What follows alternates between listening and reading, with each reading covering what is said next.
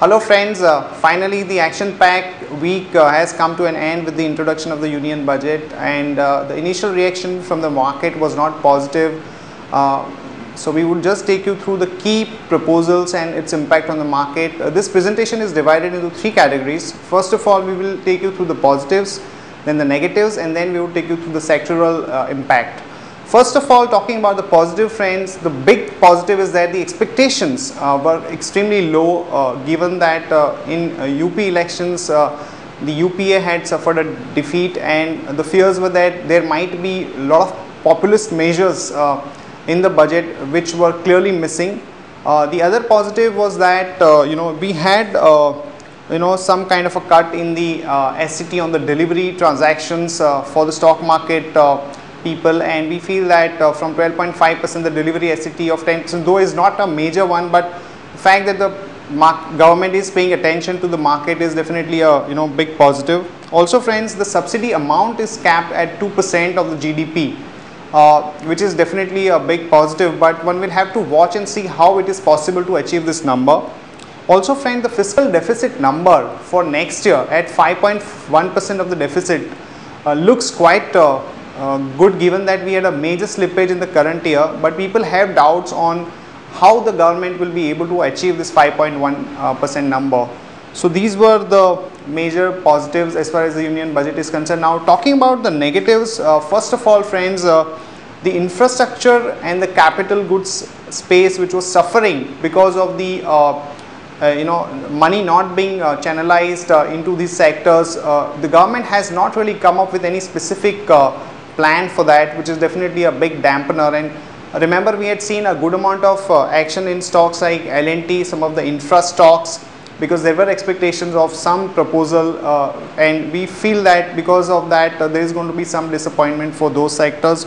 Also friends, we have seen excise duty hike across the board, and this would definitely be negative because it will increase the cost in the system, and it could also have implications on the demand going forward. And the service tax rate also has been hiked from 10% to 12%, which is definitely not good news, because again it will increase the cost in the overall system. Also friend, because of the lackluster capital market conditions and the lack of policy initiative, the divestment target that the government had set out this year, actually government couldn't do much, and this year also the divestment target is kept at 30,000, and given the overall lack of good sentiment, we don't think that the government will be able to do anything meaningful on that front. The other negative is that there is no timeline set for the introduction of the GST and the direct tax code, which are very important tax reforms. So market was disappointed with that. So overall friends, we feel that the budget was not has gone down too well with the market, given that we haven't really seen any specific steps. But remember that friends, already the market had low expectations, and the overall positions are light. So we think that there may not be a big movement, given that we have already gone down yesterday. Now talking about the sectors which would be benefited or where the budget proposals are negative. First of all friends, the sectors which would be positively impacted. Friends, for retail sector, this budget is definitely positive because there is going to be a cut in the excise duty on the branded apparels from 4.5% to 3.6%. So companies like Provoke, Raymond's, Trent and Shoppers Stop would be positively impacted. Also friends, we have seen that for power companies there is going to be a cut in the customs duty on coal and natural gas and liquefied natural gas. So this is definitely positive for some of the companies, and particularly for the south-based cement companies which are importing coal, this could be a big positive for companies like India Cement, Madras Cement and Dalmia Cement. Also friends, for media, because of the exemption of the film content from the service tax ambit, this would be a big positive. And for companies like Eros International, PVR Cinema, Cinemax and Reliance Media Work, I think the budget was good.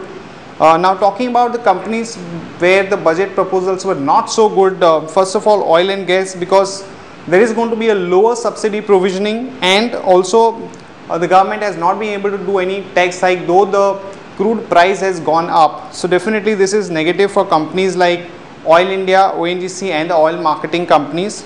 Also friends, because of the hike in the excise duty on the automobiles, we feel that it is negative for companies like Tata Motors and Ashok Leyland. At the same time friends, since there is no increase in the excise duty for the diesel vehicles which the market was fearing earlier, there is going to be some kind of a relief for companies like Mahindra and Maruti.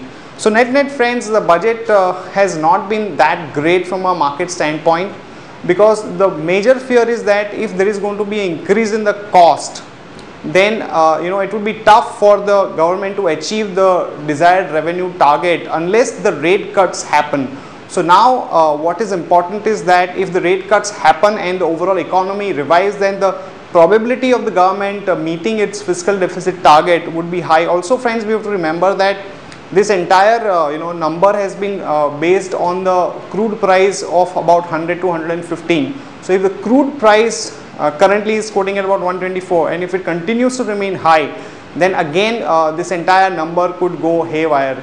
So friends, net overall budget has not been that positive. The only good takeaway is that the expectations were low, the market positions are light, and market will be more dependent upon the global flows and company specific news rather than the budget per se. That's it from all of us friends. Thanks and see you tomorrow.